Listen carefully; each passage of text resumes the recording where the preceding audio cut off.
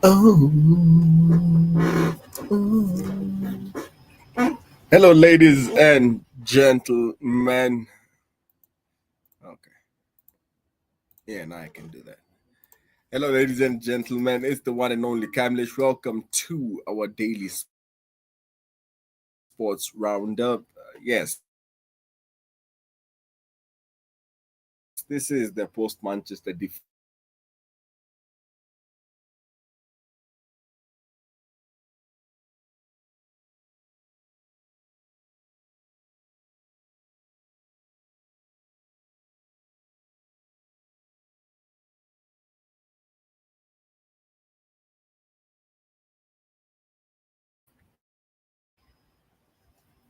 Okay,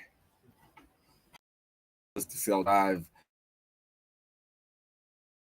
Apparently, the case is not going to be a good summer. There are doubts over the signings of certain players, and yeah, it's not a fun morning. But I mean, after you see where that game put me. But yeah, welcome to the daily sports roundup with the one and only Camlish, right here on the Black Coat Fire Network, the media of the 21st century. And without losing any time, I want us to take a look at our daily sports roundup transfer roundup.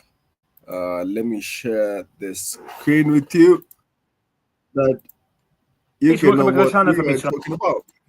So yeah, we will get to know what are the latest news in the last 24 hours about players leaving their versatile or different clubs, going to different clubs with Fabrizio Romano. I'm here as always to keep you posted on the transfer market today, guys. We have to talk about Manchester United, big shock, losing the final against Tottenham. Then something to add on Florian Wirtz. Let's jump into it together.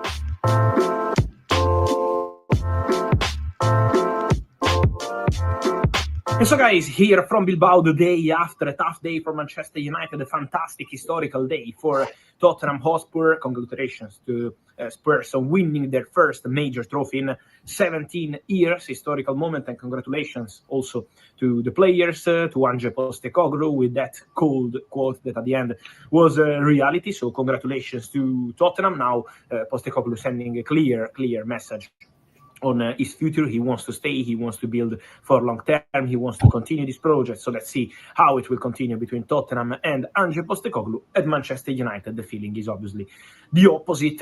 Really complicated moment, disappointing season at the end of the day, terrible in Premier League in terms of performances, numbers, league table position, and then Europa League, losing the final. Okay, till the final was quite good, but losing the final in that way without scoring a goal is not at Manchester United level. Let me start saying something. Ruben Amorim after the game said, I will not quit this job. So if they feel here at the club, the fans, the board, I'm not the right guy, I will leave the following morning. I don't want any compensation for the contract, so it's not going to be about the money, but I will not quit. And the message we are getting from Manchester United is that they stick with the manager. They support the manager. They believe Ruben Amorim is the right man for the job. So Manchester United intention is to continue with Ruben Amorim. So unless something completely crazy happens, which is something that sometimes in football can happen after big disappointments, but the clear idea of the club is to continue with Ruben Amorim, to support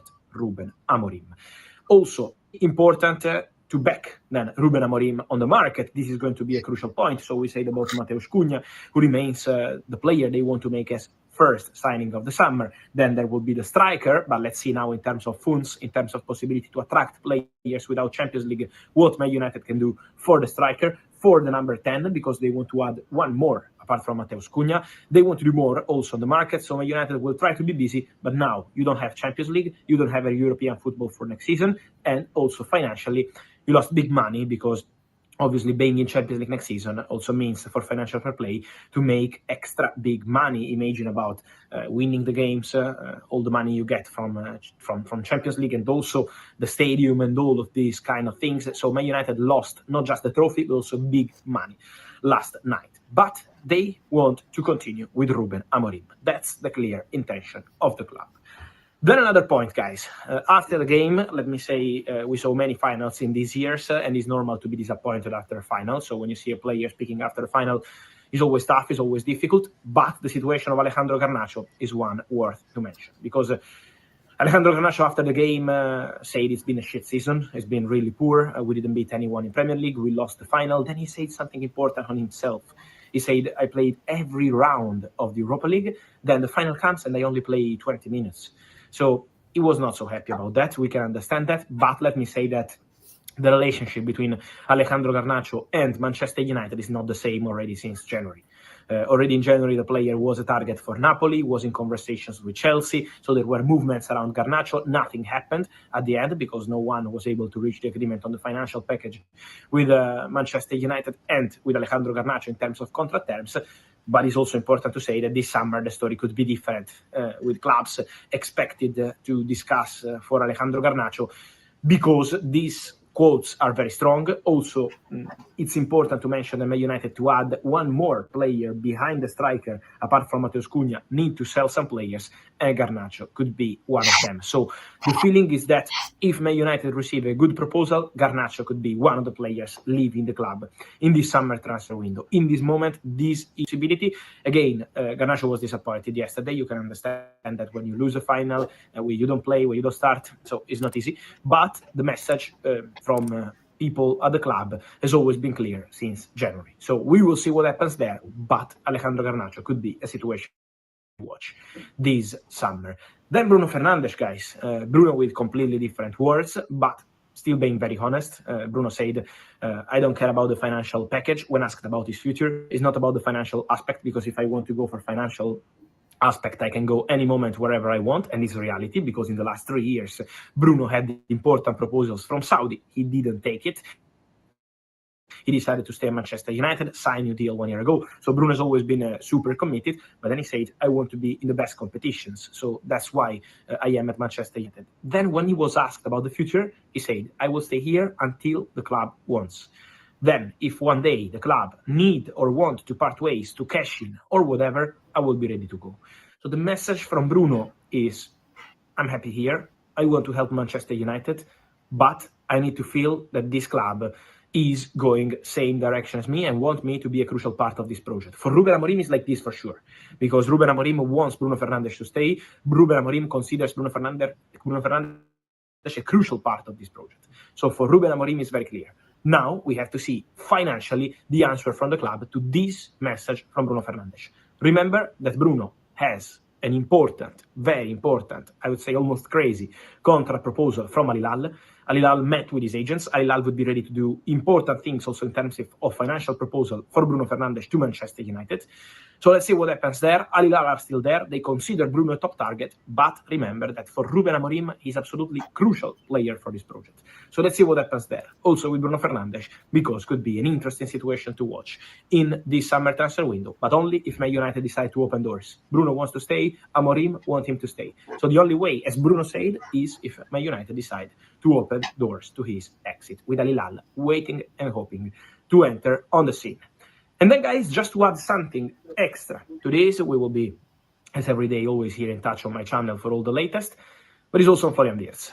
Florian Wirtz's situation is with the player now talking with his family and considering the options available. So the battle for Florian Wirtz is absolutely ongoing, with Bayern, who maintain their confidence to get the player, with Bayern pushing to go for obviously the closing of the deal for Florian Wirtz, but also Bayern still need an agreement with Bayer Leverkusen. On their side, Liverpool remain calm. Liverpool made their best effort to present the project to Florian Wirtz. Liverpool told the player, if you want to come, we will be ready in terms of negotiations with Bayer Leverkusen and in terms of offering him an important contract, an important project. But then it's really important to see what the player wants to do. The crucial part of this story is the player, with Bayern who maintain their confidence and with Liverpool who are still there, waiting to see what Florian decides to do. For sure, an interesting saga for this start of the summer transfer window. And so, guys, let me know your thoughts on all Manchester United stuff. Yes, that is basically the latest in terms of transfers in Europe. courtesy of Fabrizio Romano. And yeah, we continue with the fallout of Manchester losing, but coincidentally, Ange Postecoglou might have just saved his job by winning, or has he? That by winning the Europa League, has he saved his job? Let me share this video, and we can discuss it together. Yes, Tottenham have won a trophy. They've won the Europa League.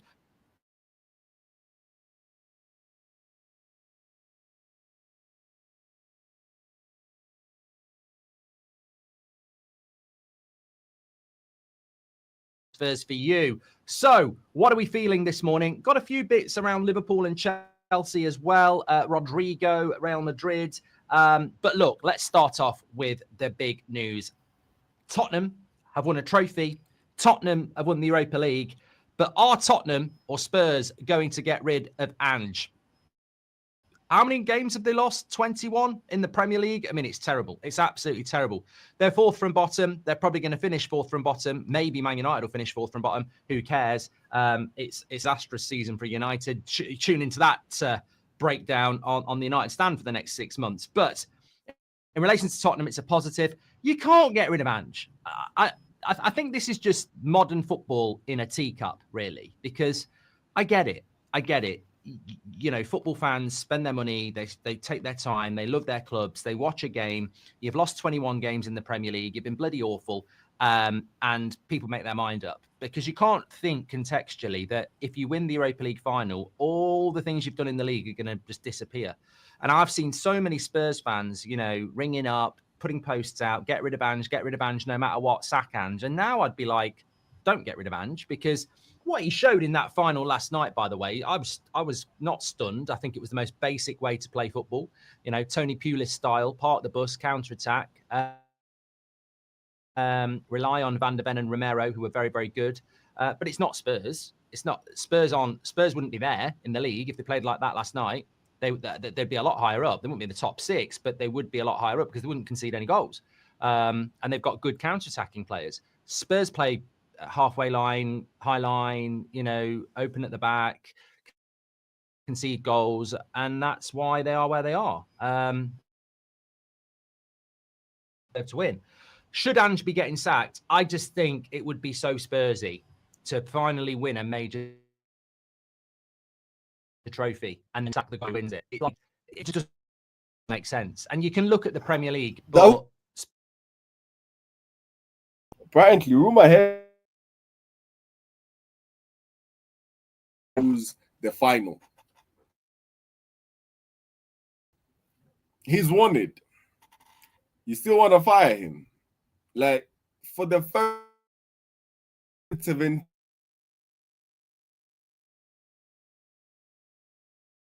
plus years, this is basically Tottenham's first trophy in recent history. First European trophy of any London club apart from, well, only Arsenal doesn't have a European trophy. So a lot of problems this season. I think when they've got Van der Ven and Romero, they're a good team, and when they haven't, they're not. And they haven't had Van der Ven and Romero that much. There are a lot of young players in that team as well. They're going to have money to spend now as well. I just think, why break it down and rebuild it? These players are now trophy winners. That can do a lot for people's careers. I think it would be ridiculous to let Ange go. But I've seen ridiculous things in football, so let me know what your thoughts are on that. Quickly, and just congratulations to Tottenham, by the way. I know it was a bad final, but I didn't think it was a bad final because I was emotionally invested as a United fan.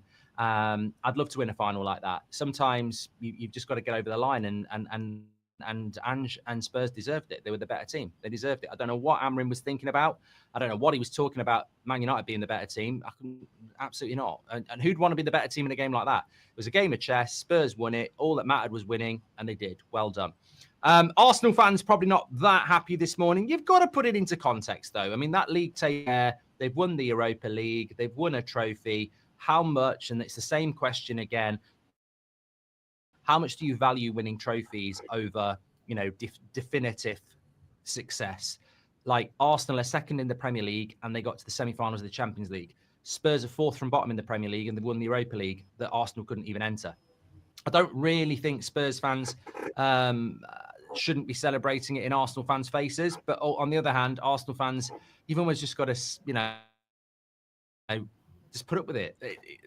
I would rather be in your position. I'd rather be in your position, honestly. But if you haven't won trophies for years, you're going to want the trophy, aren't you?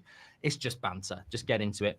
But for Arsenal, what last night probably does is give you the clear path to Gyökeres. It's interesting. Before the game last night, Fabrizio Romano was really talking about Man United and Gyökeres and how United were, strong contenders. You'd have to remove them now. They have no Champions League football. They have no money. It's Liam Delap. That's United. Forget about United at the top table. This is now about the clubs in the Champions League who've got money to spend. Spurs are one of those. We'll see what happens on Sunday.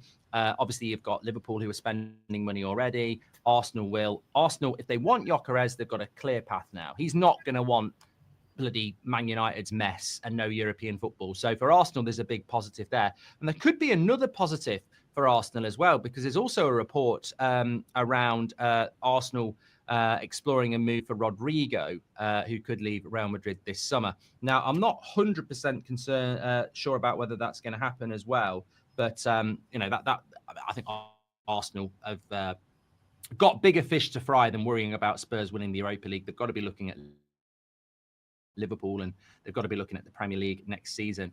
ESPN are reporting that Barcelona want to sign Liverpool's 28-year-old Colombian winger Luis Diaz, who's got 2 years remaining on his contract. There always seems to be noise around Luis Diaz at Liverpool, actually. We mentioned about Saudi yesterday. I guess we'll have to wait and see what happens with that. De Bruyne could be off to Chicago Fire. Surprise, surprise. Not surprised at all. Man City, Chelsea. Oh, Enzo Fernandez. I was going to talk about that for Chelsea. So the Guardian are saying that Chelsea are determined to hold on to Enzo Fernandez with Real Madrid having him on their shortlist. Fabrizio's also spoken about this and said that there is nothing concrete around Enzo Fernandez and Real Madrid. And obviously, look, you've always got to be you've got to be wary when Real Madrid are sniffing around your players. Of course you have, but I really don't think that Chelsea are going to want to lose Enzo Fernandez. So unless he's going to chuck in a transfer request, I mean, look, Alonso is at Real Madrid. You know what players Real Madrid are going to be tight. They probably do need midfielders. Are they going to play the 3-4-3? So look, there will be moves, and when Real Madrid make moves, then obviously that is going to make other clubs nervous, because they're probably still one of the only clubs in the world that can just go to any club and say, we want your player, and it'll happen. But as per Fabrizio, it's not concrete at the moment. So look, another big game out of the way. The Europa League does change things. Man United, obviously, that impacts them on the market, which can help clubs like Arsenal. We were linked to Turkey yesterday. I can't see that happening either. So it just takes Man United out of the equation, which is good for anybody else who's looking at players that Man United might have been looking at. But Spurs aren't going to go and get Gyökeres. Spurs aren't going to go and bid for a player that, maybe Arsenal are going for anyway. So that it does change the dynamic with the transfer window. And of course, Sunday will change the dynamic of the transfer window massively. We're waiting to see what's going to happen in the top half of the table with the likes of Chelsea and Aston Villa and Nottingham Forest, and that will make a big difference as well. Obviously, I think there is one player we can remove from the transfer market unless there is a major upset at St James's Park on Sunday. Everton obviously go there. I expect them to lose. Newcastle win. They get in the Champions League. Isak stays. I think that was a story that we were maybe looking at a few months ago, but Newcastle's end to the season has been incredible. And Isak, with those owners and Champions League football, you don't need to go. You don't need to go. But it's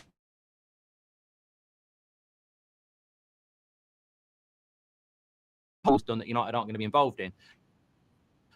Check out the United stand for that. But I think it would be criminal. Despite Spurs' league position,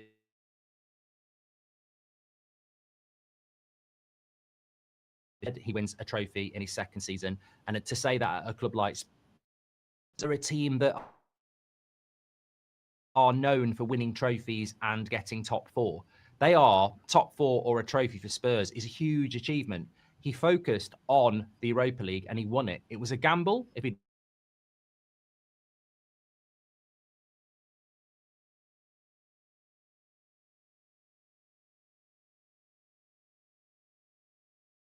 comments in below. Let me know your thoughts. In my Thanks opinion, for watching. No.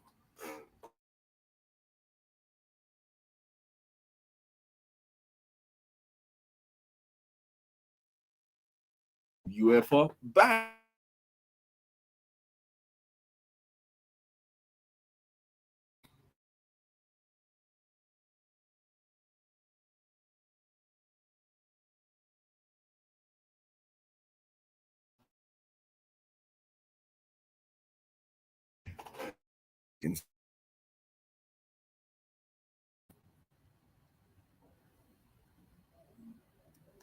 Okay.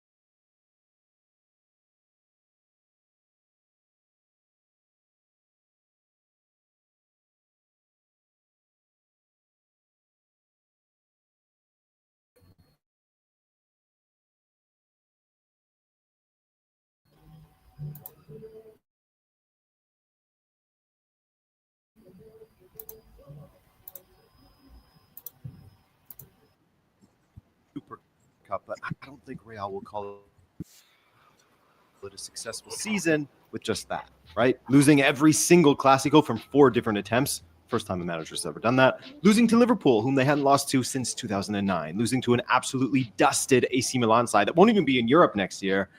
Losing to the GOAT. Antony, how's that feel? But not every season can be remarkable, right? One major high point would be that Kylian Mbappe held up his end of the bargain in the attack, 40 goals so far in his first season with the club, a record for a newly arrived player, which was impressive given how disjointed and weird the attack had been all season, as we've gone over in a few videos. Part of that was down to Ancelotti's lack of structure when it came to the attack. His policy of letting players be expressive in the final third and allowing them to figure it out and make decisions themselves has worked wonders in the past. But when it stops working as well as it should, then some direction is needed, right? And that seemingly never came. And if it did, then they had difficulty in implementing it, didn't they? But with Ancelotti leaving and all things pointing to Xabi Alonso, there are a few areas that really need sorting and some that need rebuilding because by their own standards that they had set, this was a disaster season for Real. It's funny because I guess it's because of the club's attitude mixed with their success, but winning is the absolute expectation for them. A down season isn't really tolerated amongst the people of the club, the fans, and even rival fans who use that as a stick to beat them with. And fair enough, that's football, right? But with Carleto leaving, there hasn't been a confirmation of Xabi yet becoming the new head coach. But don't tell that to the media, where every article speaks as if Xabi Alonso was already the coach who has been unveiled. You know, Alonso wants these 5 players to leave. Alonso demands Modric's renewal. Alonso asked Real Madrid for this.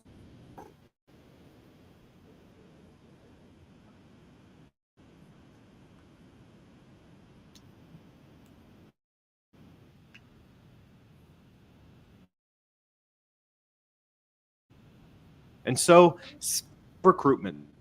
There are a few positions that Xabi will have to address, and a few that seemingly have been addressed already for the overall stability of the team going into next season and how they need to stop this.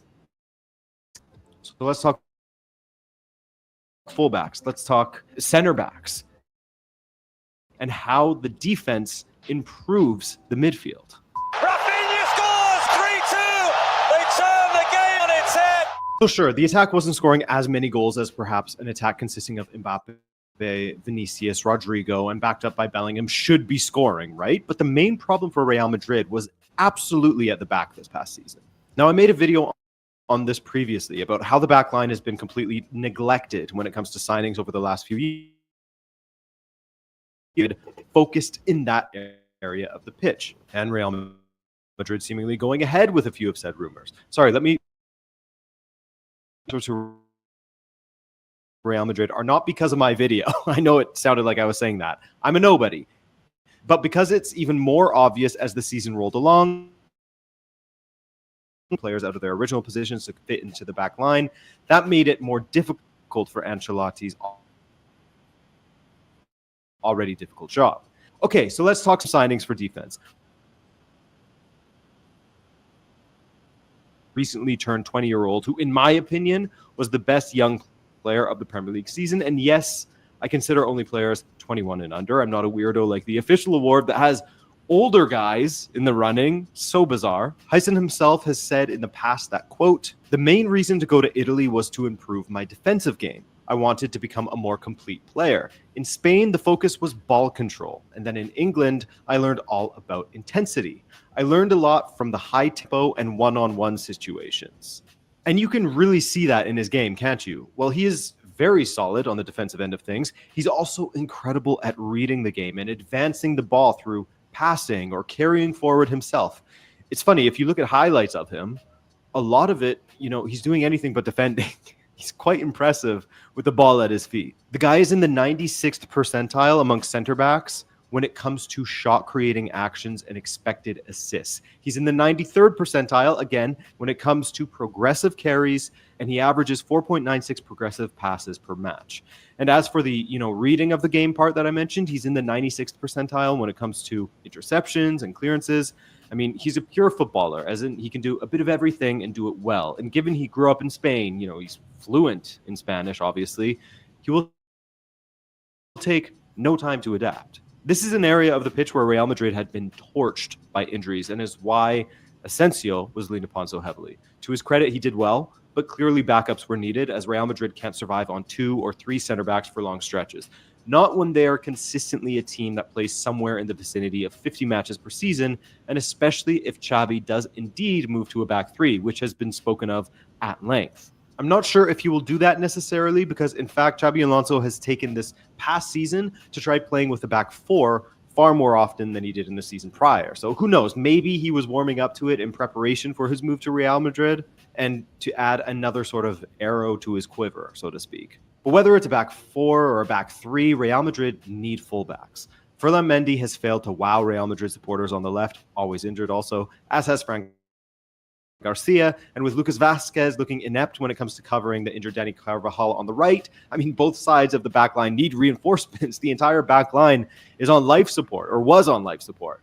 So when it comes to the left, it's looking like Real Madrid have identified someone from the club I support, Benfica, as their guy. Now, that guy is Alvaro Carreras, someone who actually played for Real Madrid's youth side and who has a 50 million euro release clause. Benfica isn't willing to negotiate right now and point to the release clause if Real want him, but I've heard that one before. I wouldn't put it past us to negotiate for something around like 35 million euros and try to get a youngster from Real Madrid, something like that. So you're probably wondering, what kind of player is Carreras? How has he developed over the years?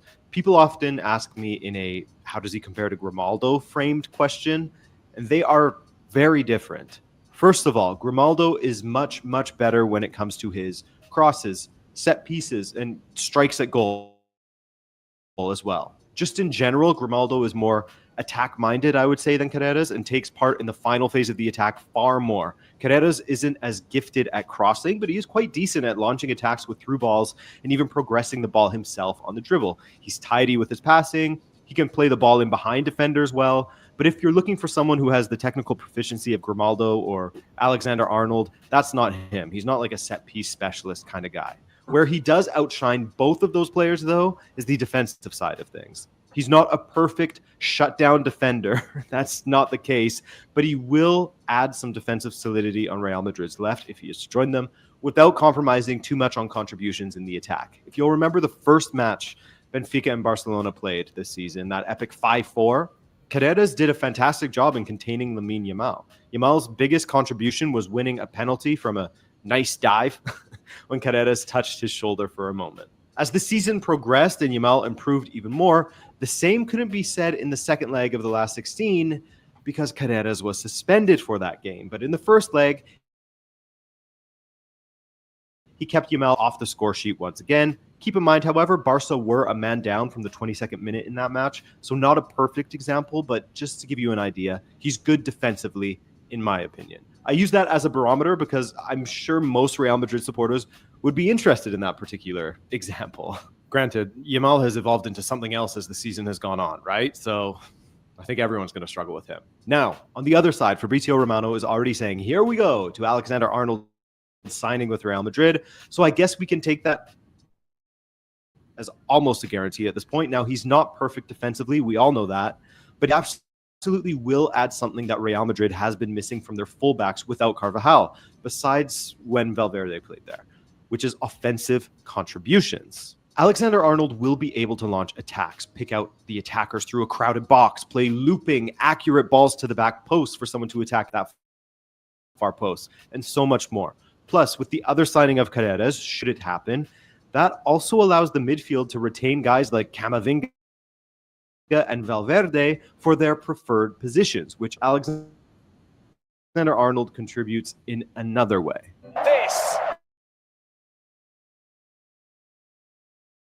So when you talk about the attack, you have to talk about Toni Kroos' retirement and how much the team had missed him in the midfield, not just for his ability to play a through ball, but his over control that he brought to the midfield. Real Madrid doesn't have anyone in the midfield that can provide that, especially when the neglect for the back line has dragged guys like Tchouaméni, Camavinga, and Valverde, Real Madrid's best midfielders, some of them at least, into the back line for long stretches. So now that the back line is addressed in theory, the midfield benefits from it also without the need of even making any signings, right? I think that Arda Güler should have utilized a little bit more. That may change in the coming season, whether it's Xabi utilizing him in that sort of inside right channel where he's so comfortable, or him getting more time on the wing should Rodrigo end up leaving. Now, before I get to someone in the squad who can provide those forward cutting passes, here's another name of a midfielder Real Madrid could go for if they are willing to spend more on transfer fees this summer. Angelo Stiller. The Stuttgart midfielder has really started to make a name for himself this season, with his passing in particular catching the eye of a lot of clubs. And allegedly, if you want to believe newspaper stories, catching the eye of Toni Kroos himself. He operates well as a deep-lying playmaker, and while his long ball accuracy numbers aren't at Kroos' level, nobody's are. I think it's unrealistic to look for an exact replica of Toni Kroos, right? Still fantastic at passing, and most of his passes are going forward. Is he ready for Real? Probably not quite, but he's someone who Xabi will be familiar with and will definitely keep an eye on. But anyway, Real has Dani Ceballos as someone who was seen as potentially being able to give you some of what Toni Kroos brought to that midfield when it comes to his passing ability. But there's another guy who has proven he can help in that regard, Alexander-Arnold. No, I don't think he'll be deployed in the midfield, but he may invert there at times, as he often does. And this is where his distribution will be highly beneficial for Real Madrid's attackers. I mean, from the wide areas as well, of course, distribution is distribution, right? But where you often saw the attackers making runs that either weren't seen or the midfielder didn't back themselves to be able to pull off a weighted through ball, Alexander-Arnold will absolutely back himself to do. And I haven't reacted a lot to that video because I want to see what he does with his signings. But just from that, what do you say about that? Just from that, well, Rabona have always been interesting with their opinions, but Real Madrid do definitely need a midfielder or two. I get it, and they need a midfield controller, not a defensive one, somebody that sets tempo, and that is what was missing all season. That is what allowed the forward players to be able to express themselves without having to think too much about setting tempo and being careful with the ball, because it was always recycled back and at the right, again, tempo. Okay, because you need a player that slows the game down when that is required, a player that speeds the game up when it's required, and that is a very specific skill. And I don't think Trent has that. I don't think Valverde, Tchouameni, or Camavinga has that. So you have to bring in somebody, and that is not. It's not a case of if, or it's a case of when they do bring in such a player, because it's Real Madrid, and you have to have the best team possible fighting for that club. Do so as he has that ability. So no, it's not a perfect example of replacing Kroos and his overall role with a like-for-like guy, but you do get the benefits of some of the skill set that Kroos had, of what he offered. I won't dare to say that he can do it at Kroos's level, obviously, but Alexander-Arnold has proven to be lethal with his distribution and can at least fill some of that void of service, you know, that Real Madrid's attackers were feeling without Kroos this past season. So one thing's for sure, it's going to be fascinating to see how Real Madrid respond to this season, this sort of new era, should Xavi join, which seems like a given, how he'll make use of all of these key pieces in the team. I mean, there are talks of having Vinicius and Mbappe play as a front two with Güler and Bellingham in support in the midfield behind them. There's plenty of speculation about the Club World Cup and how that will likely show some of Xavi's ideas going into next season. All right, guys, thanks for joining me as always, and I'll see you later this week, for another video, which will be the Champions League final preview. Take care. Isn't that going to be interesting? But yeah, the Club World Cup is coming, yeah, before that we'll have the Conference League final where Chelsea will be playing Real Betis, and then after that we'll have the final of all finals. We will have Inter Milan playing PSG for the Champions League final. That will be such an interesting game because it's a system versus free-flowing football, and that is PSG. PSG are just redefining football all over again because they're the first team, and not the first team. Sorry, apart from Klopp or Liverpool and Enrique right now with PSG. These are the only clubs that I've seen able to play anti-Pep ball successfully and well in an entertaining fashion. And I feel like football should transition more to that. And because this tiki-taka football is not fun. You can have all the possession, but we saw it yesterday with Manchester. 72% possession, and they still lost the final. You get? So football has to move to a more entertaining aspect. What we had in the early 2000s, in the noughties, okay, that was fun football. That was football at its best. But yeah, apart from that, we had something else prepared as well.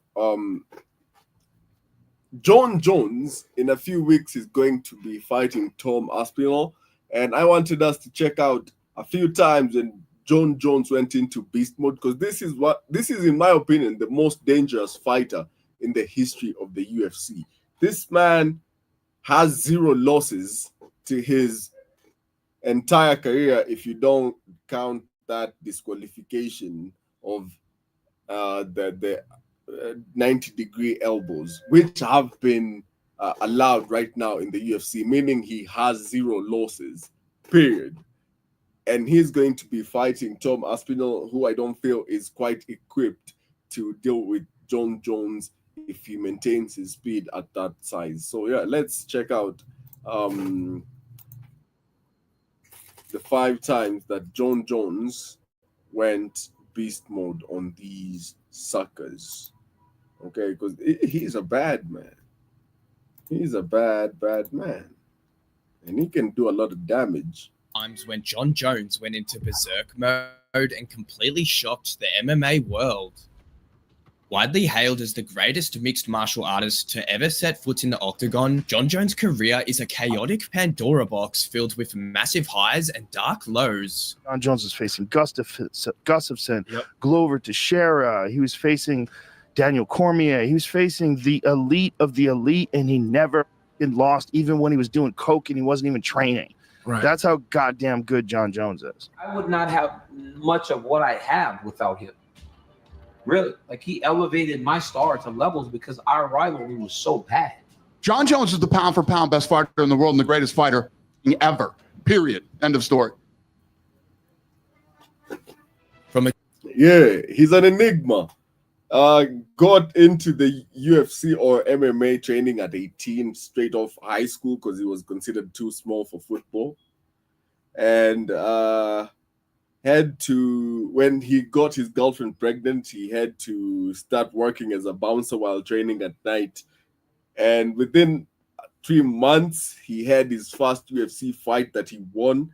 And yeah, as they say, the rest is history. That's how the man came up. And yeah, he's had his problems, but god damn, what fighter hasn't?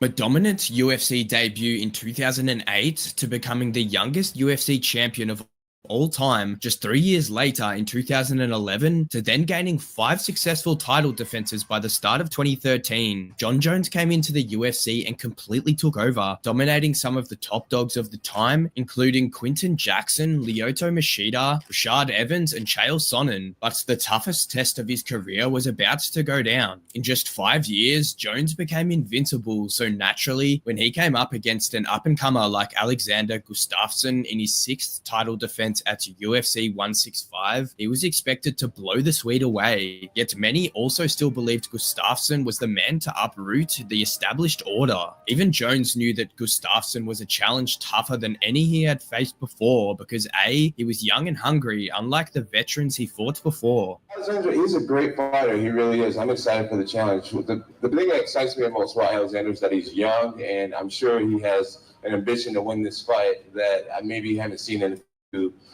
opponents. You know, a lot of the guys I've fought are a lot older. A lot of the guys that I'm fighting has had the life and been there and done that already. Alexander doesn't have that, you know, and he wants that. So me knowing that, I got to train my butt off to destroy any thoughts he have of destroying my life.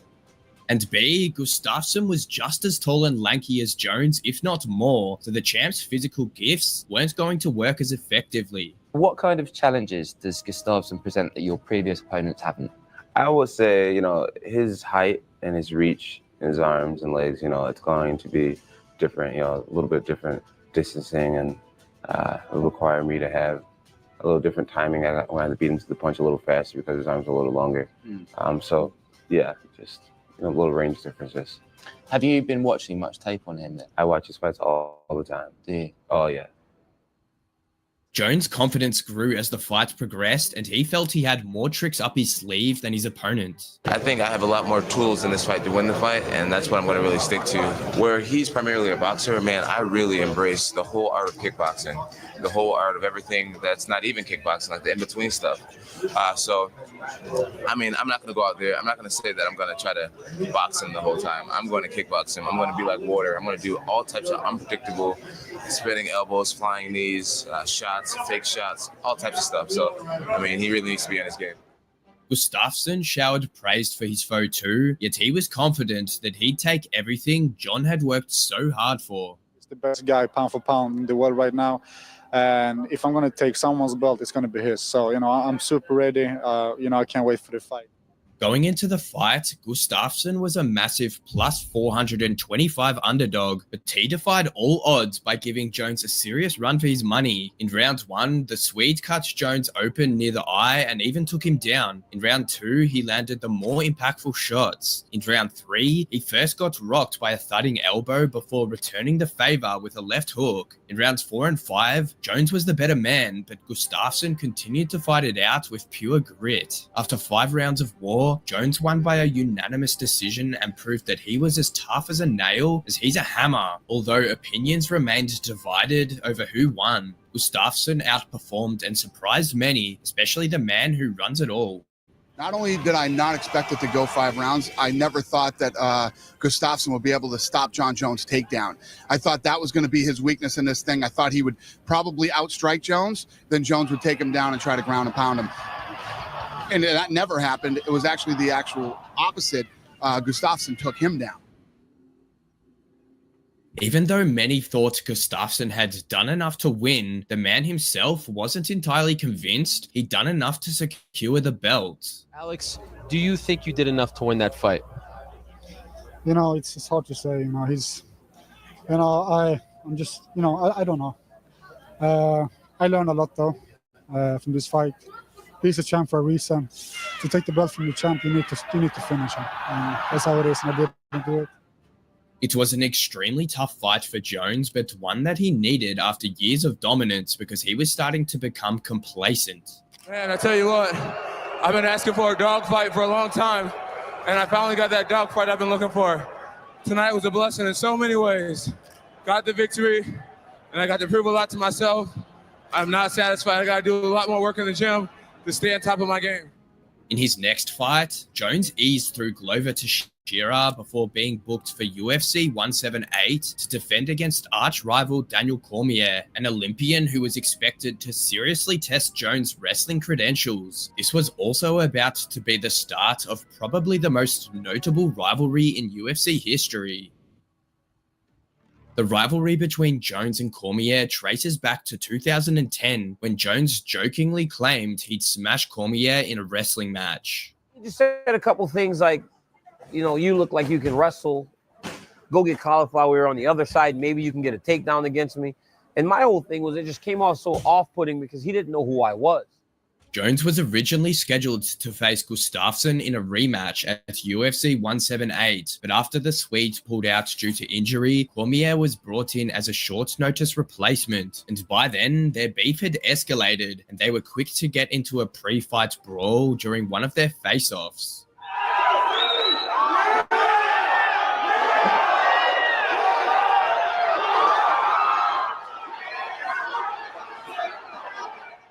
And things got personal during interviews. Hey, are you still there? I'm here. Yeah. I'm here. You were just the fakest person. I actually admire that you can actually be this fake.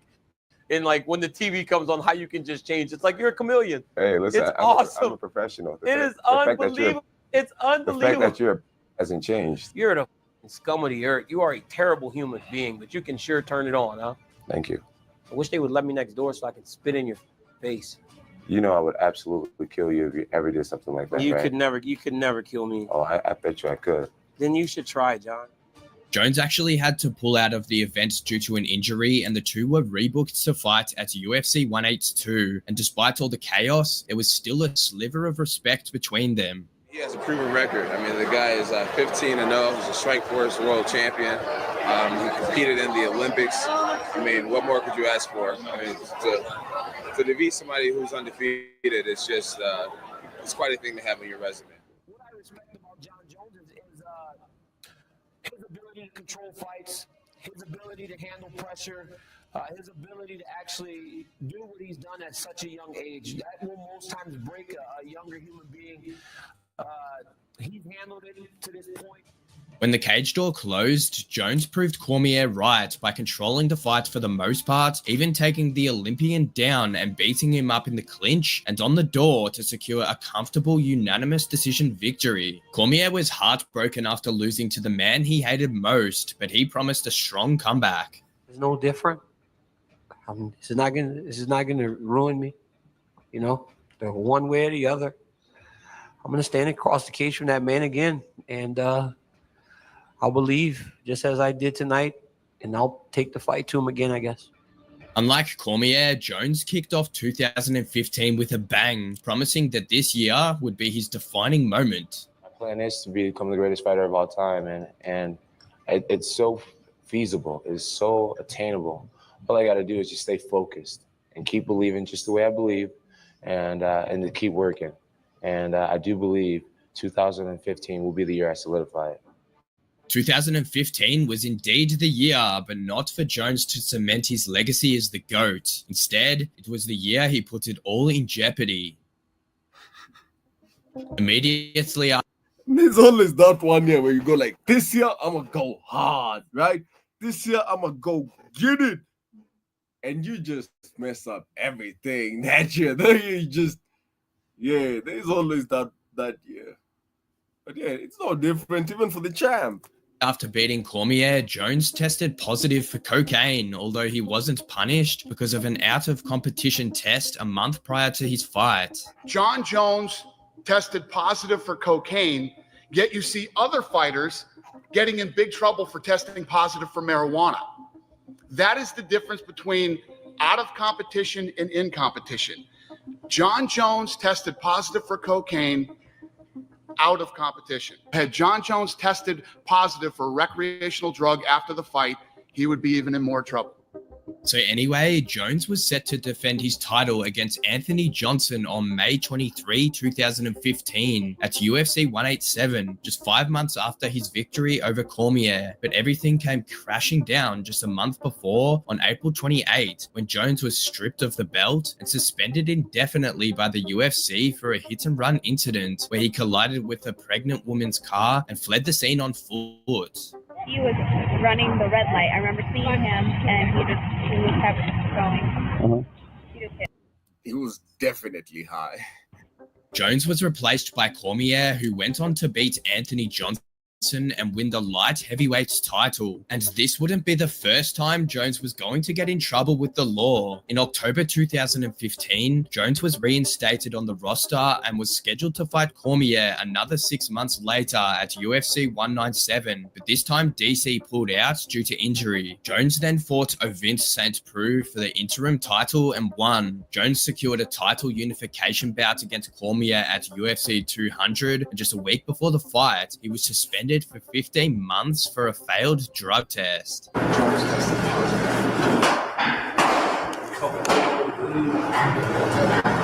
Come on. Come on. Fuck, I'm so sorry. Come on. Jones came forward with an apology, insisting that he had no clue how the banned substances, 2 estrogen blockers, clomiphene and letrozole, ended up in his system. I wouldn't take anything that would enhance my game.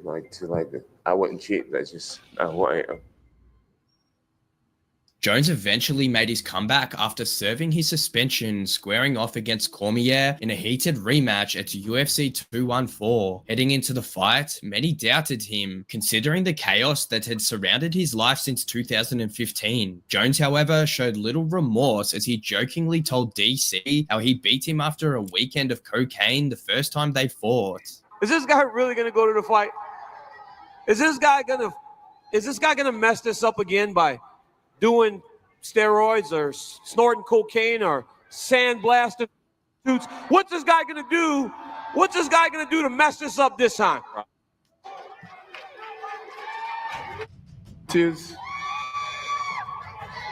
I beat you after a weekend of cocaine. Despite spending months on the sidelines, Jones wasn't worried about Cormier's improvement. Man, that's like, I can beat you anytime, anywhere. Just say when, okay? Like, damn.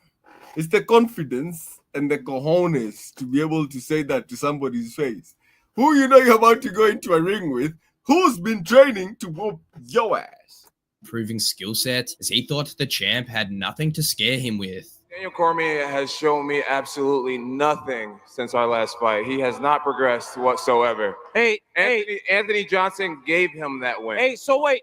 Anthony If Johnson I haven't shown him anything, at least I've been around to show something. Where the f has he been? That is true. Where's this guy been? That is true. Where the f has he been? That is true. Get out of here judging someone from the sideline. Go back and sit on the couch in Albuquerque. That is true. Cormier didn't hold back either, calling Jones a habitual cheat. I do feel he did try to cheat. Yeah, I do. Why can I not say what I feel? How long do you think I've been doing steroids? Well, you're probably you've earned a title fight, so I imagine you're about 3-0 in the UFC, so those first few fights. Ovince St. Preux, Guzmão, and Forrest Bonner, or whatever his name is. What's that guy's name that he beat? Stephan Bonner. Stephan Bonner. Those 3 fights is when you didn't do steroids, but everything else in the middle is eliminated. Cormier went on to explain how he'd smashed Jones' face in. Sit there with your mouth shut before I walk over there and smack the out of you. Ooh. Well, we all know he won't do that, right? The fight was expected to be a repeat of their first fight which went 5 rounds, with Cormier expected to do better since he was the more active fighter, but Jones was untouchable that night. He picked Cormier apart for 2 rounds and then knocked him down in the 3rd round with a head kick, followed by ground and pound to shock the world once more. Cormier bowed down to the new king after the fight. I don't know, man. I guess if you win both fights, there is no rivalry, so I don't know. Even Jones showered praise on Cormier. It's always funny how Cormier always cries every time he loses. But yeah, you gotta find a way to let those emotions out either way. I've always felt like he's a pretty classy guy. Guy to be respected. Stand-up champion, model champion. But unfortunately, you know, I came into this game at a young age with big ideas. And despite how good of a person he is, there's no mercy in combat. But Jones' shining moment was about to come crashing down once again, because a few weeks later, Jones left the MMA world in disbelief once again after being flagged for a doping violation by USADA, testing positive for the steroid Turinabol stemming from his sample that was collected after weigh-ins. As a result, the fight was overturned to a no contest and Jones was stripped of the belt. Jones faced another 15-month suspension, and by the time he returned, Cormier had moved up to heavyweight and the light heavyweight title was vacant, meaning that Jones would fight Alexander Gustafsson, the man who gave him his toughest career fight, for the title at UFC 232, and Jones was about to shock the MMA world once again. Gustafsson had a ton of respect for Jones heading into their first fight, but by the time they faced off in their rematch, the Swede had lost all respect for Jones. He demolished everyone he fights. But as a person, as a champion, he's not a champion in my eyes. He's not a good person in my eyes. That's why I always tell the guys at DC, I hope DC wins, because I like the guy. He's a worthy champion.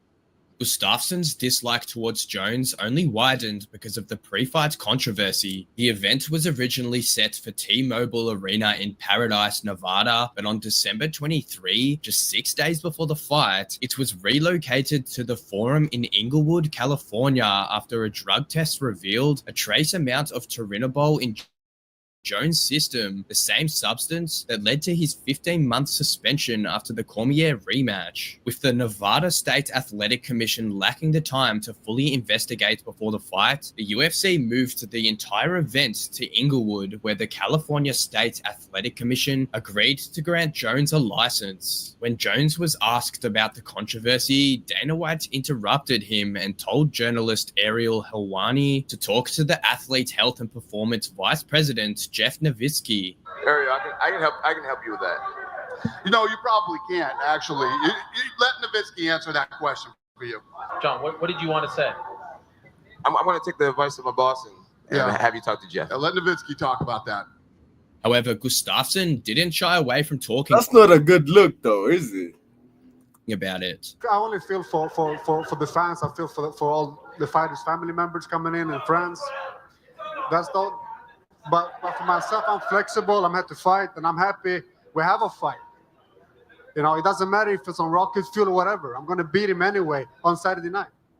Since Gustafsson had given Jones his toughest fights to date, he was expected to cross the finish line this time round against the Jones, who hadn't been active and had been dealing with issues outside the cage. Jones claimed that the reason why the first fight was even so close was that he hadn't trained properly and that the rematch wouldn't even be close. First time I fought him, wasn't living life the way a champion should be living life. I didn't train very hard for that fight. I'm not making excuses, but you know, this is just the truth. I could have given it a lot more effort. I allowed myself to get fatigued within like the first 2 rounds, things that never normally happens during my fights.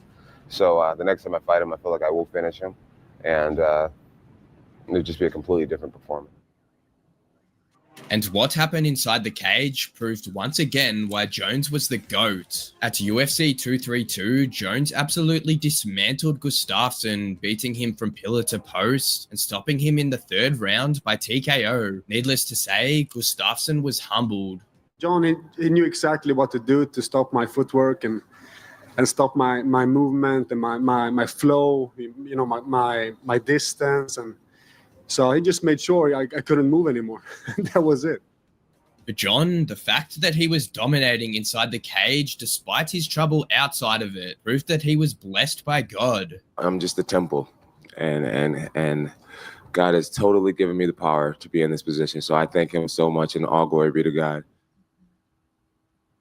2018 was Jones' 10th year in the UFC, and during those 10 years, he destroyed every old school fighter he faced. But from 2018 onwards, he started to struggle against the newer generation of fighters like Anthony Smith, Thiago Silva, and Dominic Reyes, all of whom gave Jones a really tough time. Reyes in particular was better than many expected him to be at UFC 247 in 2020 when he challenged Jones and lost by a unanimous decision despite the majority of the MMA world thinking he did enough to win. Going into the last round, I had Dominic Reyes 3-1 going into the last round. My kids are terrorizing me that the fix is in and how can this happen, Dad? Reyes won that fight. And the list goes on and on of people that are reaching out to me. That was the last of Jones at light heavyweight because in August that year, he vacated the title for a move up to heavyweight. But instead, he took a 3-year layoff after that fight, which hinted to fans that the Jon Jones era might be over, especially with Francis Ngannou as the heavyweight champion. But just as Ngannou left the UFC over differences, Jones announced that would have been a fight for the ages, people. Because I definitely, without any doubt in me, believe Ngannou would have whooped Jon Jones' ass all the way back to the gym. Like, he needed a good ass whooping, and Ngannou would have delivered it. But trust me, it wouldn't have been easy, because Jon Jones, he's Jon Jones, people. This man, as he said earlier on this, he moves like water in that octagon. He's just so fluid. He'll be hitting you with jabs. Next minute, you're getting elbows and kicks and knees all at the same time. And then he's got like really good takedowns. So, yeah, it would have been a fun fight to watch. That I can guarantee you. Because Ngannou has knock the life out of you, you know, type of power. He can take you out pretty quick. But Jones is a martial artist, complete. But yeah, it will.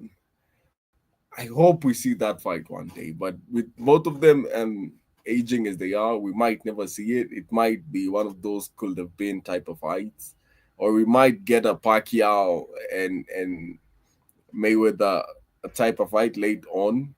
his comeback for the vacant heavyweight. But I don't see how that happens since they're both with different promotions. It can be a cross promotion platform. Its title against Cyril Gane at UFC 285. The Frenchman is a modern-day heavyweight with quick feet and elite kickboxing, which made many wonder if Jones could handle him. I just think that the time away with the weight difference and those guys being who they are, that's the problem. It's not that Jones has gotten worse. It's just that these guys are a different level of heavyweight. So much has changed in the last 3 years. If you think of the paradigm shift from where heavyweight was 3 years ago to where it is now, you got guys like Cyril Gane that can do everything that Jon Jones does as well. The elusiveness, the variety in the attacks, the offense, the defense, the athleticism. I'm not saying the sport has passed Jon Jones by, but I'm just saying that gap in time of competition, he's got to deal with the progression of these heavyweights. Despite many doubting him, Jones was confident of doing what he does best, beating people and making his critics cry. I feel like God's blessed me with a great talent, and it's my job. I owe it to greatness to get out here and put it all on the line. And that's exactly what I'm going to do. Gane was also oozing with confidence, claiming how his wrestling was up to the mark, despite many doubting his ground game. I got more experience in this division, and trust me, a lot of people underestimate me on my wrestling game. And so, yes, we will see this Saturday. The fight between the two heavyweights wasn't even close, as Jones took Gane down early and choked him out in just 2 minutes to produce another shocking outcome, because while many still thought Jones would win, not many saw a total blowout. Maybe that's why Jon Jones is the GOAT. The next time Jones steps into the cage, he'll be facing Stipe Miocic, a matchup. And he won. He is currently the reigning heavyweight champion. And yeah, he will be facing Tom Aspinall in a few weeks. And we wait to see. We are waiting to see because I have a feeling Tom Aspinall will get punished. He's been asking for this fight for months, if not years. This fight was supposed to happen sometime last year. And Jones was just, I won't say ducking, but sort of. I don't know. But we'll see. We'll see. Because Aspinall is fast and he's quick and he's got power. But it's John Jones, people. He beat Miocic up proper. And Miocic is like the goat of the heavyweight. You know, he's beat everybody in that heavyweight division. And Jones ran through him like a knife through butter, if you get what I mean. So yeah, let's wait and see. Let's see what happens when Aspinall faces John Jones in the coming weeks. We'll keep you updated on that, as well as Charles Oliveira facing Ilia Topuria for the title, located by Islam Makhachev. Till tomorrow, ladies and gentlemen, it's been such an amazing evening right here on the Black Hot Fire. It is 36 minutes past the top of the hour. You've been hanging out with the one and only Camlish. This has been the Sports Roundup, where we got to discuss the downfall of one of the biggest clubs ever and the repercussions and what happens, along with the latest football transfer news and some fight reactions. Till tomorrow, ciao.